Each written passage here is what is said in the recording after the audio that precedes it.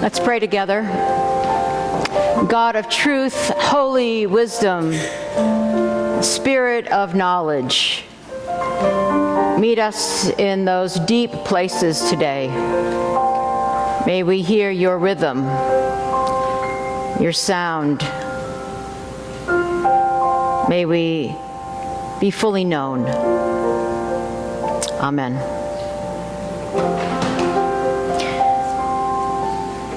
For those of you visiting today, we've been, over the last couple weeks, talking about science and religion. Last week, Bonnie talked about how we know what we know. And she explained that the word know in the Hebrew Bible is a word about relationship, a word about intimacy. In fact, Adam knew his wife Eve and they had a son. That kind of know. Intimate. It also means to understand, to have knowledge of, to know and to be known. And deeply embedded in this word know or knowledge is relationship. So that knowledge and truth is not a what in the objective sense, but knowledge and truth is a who in the relational sense. The knower and the known are mutually connected by experience, by the qualities or properties of the other. And there's an impact. In other words, the knower and the known affect one another. Are you with me? It made a lot more sense when Bonnie said it, actually. But so today we're having a conversation about God, genes, and human nature. And I am impacted by that as the knower and the known. It's personal to me and to you. So God, my bedrock belief of the human dignity and human equality in each person, that bedrock belief is based on the foundation that we are all created in God's image. It's probably more foundational to me than anything else. That we are inherently equal.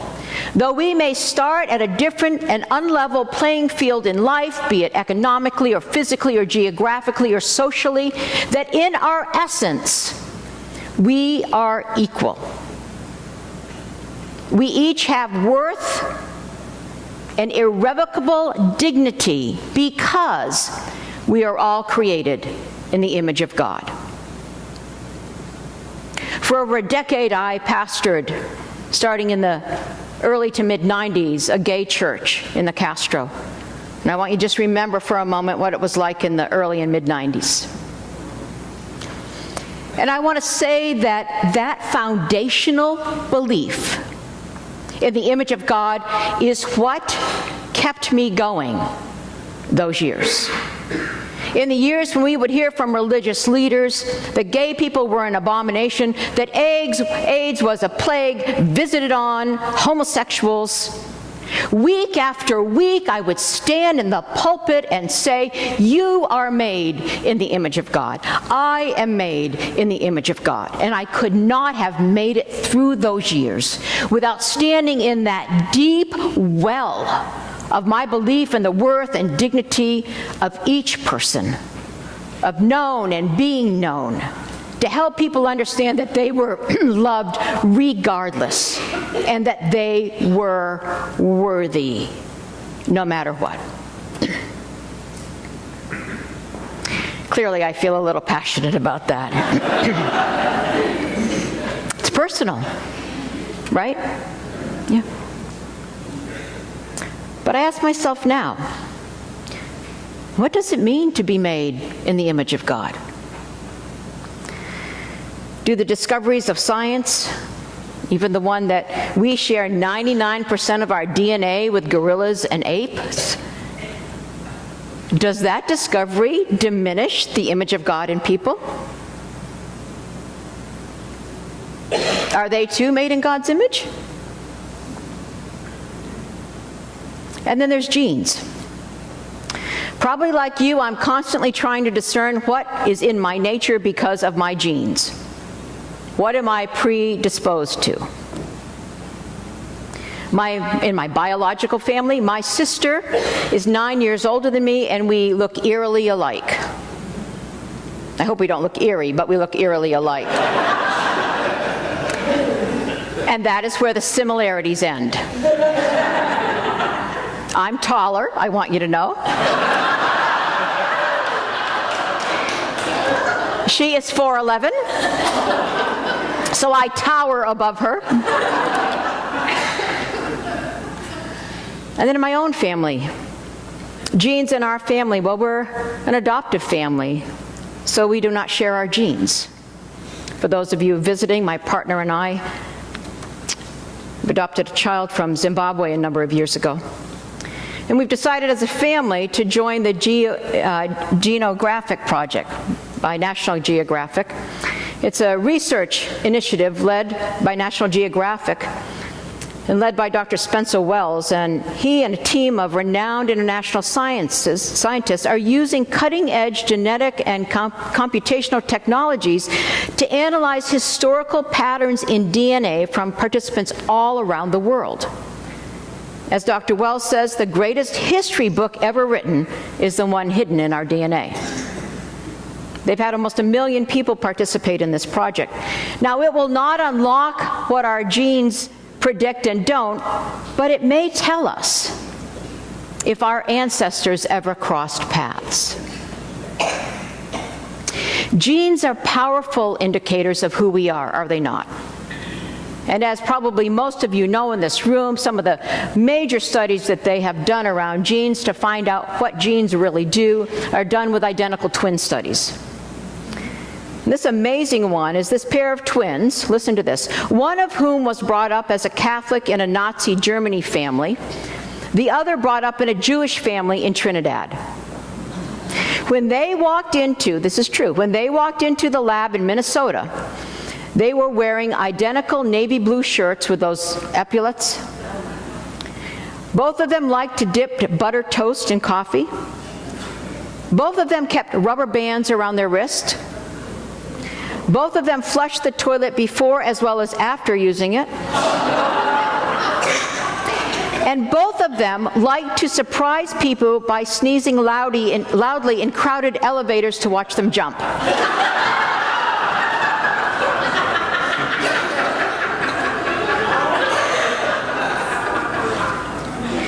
I've made my point. Genes have undisputed power in determining who we are. And if you don't believe that identical twin study, just listen to Lady Gaga in her famous song, Born This Way. The kids love this song. My mama told me when I was young we were all born superstars. She rolled my hair and put my lipstick on in the glass of her boudoir. There's nothing wrong with loving who you are, she said, because he made you perfect, babe. So hold your head up, girl, and you go far. Listen to me when I say I'm beautiful in my way, because God makes no mistakes. I'm on the right track, baby. I was born this way. The question is, if we are born this way, then can we transform ourselves and come to human nature? I mean, think about it. The American dream is built on the premise that you can change yourself, that your life is not determined by your circumstances. There's this unerring faith in personal transformation, and it defines the American character. We hold as self-evident that we can change our outlook, remold our character, and second, maybe only to baseball, self-improvement is a national pastime. I mean, I was just in the grocery store yesterday, standing in line at Safeway, looking at the magazines, should I say standing in the long line at Safeway, looking at the magazines, and there it was. Right after Kim Kardashian divorcing and a plea for us to forgive Justin Bieber, the magazines had all over their cover, feel 40% less stressed, body clock cues, sexy abs in 7 days. Right. How to be your own boss. Increase brain power by 43%. You get it. You've seen the magazines, the unwanted emails in your box. So, human nature, how much can we really change? Is real and lasting transformation possible? I think it's a scientific and a spiritual question. Are you with me so far? Okay, good. The nature versus nurture debate is actually not much of a debate at all anymore. These days, most researchers have come to believe that nurture actually influences in subtle but important ways. We are not just impacted by our biological programming reacts to our environment. Behavior is constrained but not completely determined by our genes. In fact, in this field of epigenetics is the study of biological mechanisms that will switch genes on and off. In other words, circumstances in life can cause genes to be silenced or express over time. What you eat, where you live, who you interact with, when you sleep, how you exercise, all these chemically can modify the turning off and turning on of genes. As one researcher I thought summed it up, because they're actually studying about how much our ancestors impact how our genes were modified. As one researcher summed it up, it's not so much as you are what you eat, but you are what your mother ate.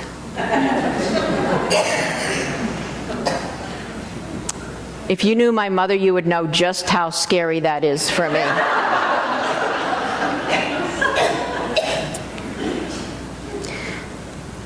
Steven Pinker, about a decade ago, wrote a book called The Blank Slate, The Modern Denial of Human Nature. Not only was it a bestseller, but it was a finalist for the Pulitzer Prize. He was arguing against the tabula rasa models in social science.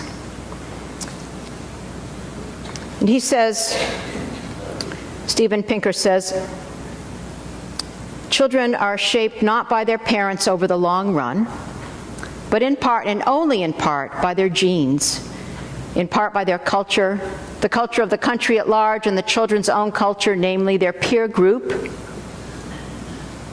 Mid-high parents know that? Yeah.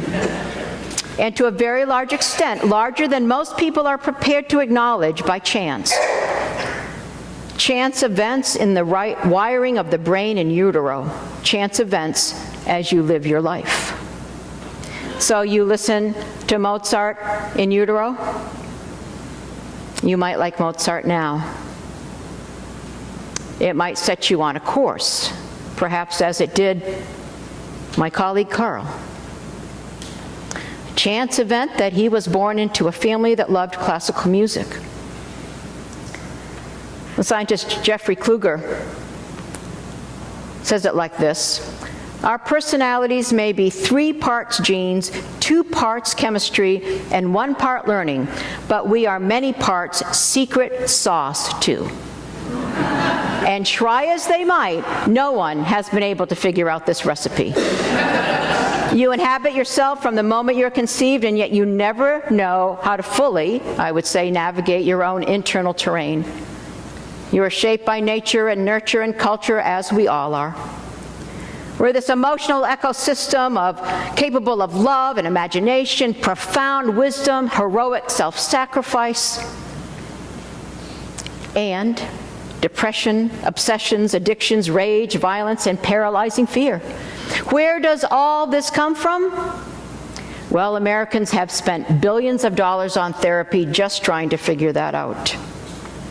And while there is no argument that the genes we inherit determine many of our physical traits as well as some of our personality traits, genes are not our fate. There is more to the story.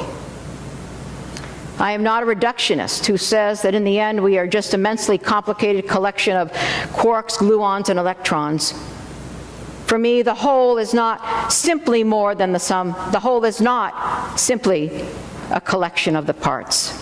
But I believe the whole is simply more than the sum of its parts. And maybe the more is not from the outside, but from the complexities of the inside. Scientists can tell us what we are, but we need to pay attention to other things like artists, keepers of beauty, poets and writers, to give us a view into the window of the reality of what it means to be human. And so we look to the poet who wrote our psalm this morning. God, when I think of your heavens and the work of your hands, who am I that you are mindful of me? You have made human beings a little lower than God. The psalmist, the artist, the poet understood that there was something more. And our sacred text also acknowledge that they understand heredity. In more than one place, our texts say, the fathers eat sour grapes and the children's teeth are set on edge. In more than one place, it says, the sins of one generation are visited to the third and fourth generation. And I thought that when I used to read it was kind of a curse and very unjust and unfair, and now I realize it was simply observational. That the sins of one generation are visited, i.e., have ripple effects on other generations. So where do we land with all this? God, genes, and human nature. So here's where I'm landing today. I say today because we're ever evolving. It's not a stake in the ground, it's not a line in the sand, it's a question mark inviting me to further discovery. But about human nature, whatever is the combination that makes you, and me, we do have the ability to be transformed. Both science and religion tell us that. And I believe the role of spirit plays hugely, and that depends on our relationship to spirit. That depends on the knower and being known. When it comes to genes, I am a child of my father and mother. With their stories and apparently their eating habits now. But I am also a child of the universe. And in my family right now, amazing science will be able to tell us how each of us in my family is part of the human race and if our tribal ancestors cross paths. But science will never be able to explain the mystery. How Anley and I ended up in Zimbabwe and met our daughter, and through a series of amazing and unexpected miracles, have her as part of our family. No science can explain that to me. And then there's God. Good old God. Good young God. Think of it with me like this. Picture the Sistine Chapel. Picture the ceiling. Picture Michelangelo's depiction of God creating Adam. The reach. You got it? There's a reach, but there's always a space. Always a gap. And in that gap lies the mystery. And maybe that is exactly how we are made in God's image. It's the mystery. We are a mystery. We are unknowable at some level. That secret sauce that nobody can figure out. That's what God and we share. Mystery. Profound and beautiful mystery. And for science and religion, they needn't touch. They can both reach for the answers, but neither can fully answer all the questions. And perhaps it is the space between them where the mystery lies. Amen.